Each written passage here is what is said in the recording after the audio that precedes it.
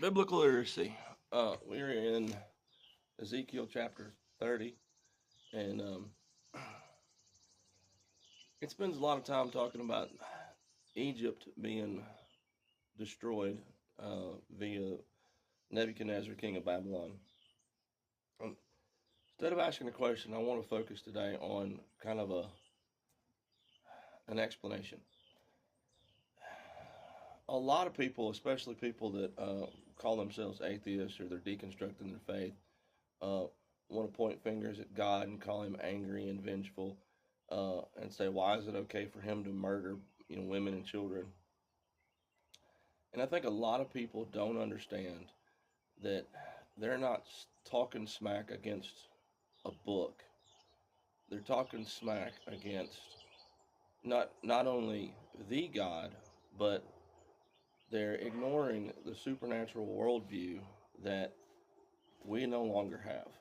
Um, Back in ancient times, it was widely accepted that each of the 70 nations, so they're fiddle, um, you've got Adam and Eve, you've got creation, and then God at the Tower of Babel breaks the planet into 70 groupings, and he assigns 70 what we would call angels over each of those nations and says, "Run these nations for my glory." And then those 70 don't. They want to make themselves God. They want to usurp Yahweh. Um, and then when we see Tyre being destroyed, when we see Egypt being destroyed, when we see Babylon being destroyed, it is Yahweh God using these other angels to go to war with each other, um, to to show them he is God.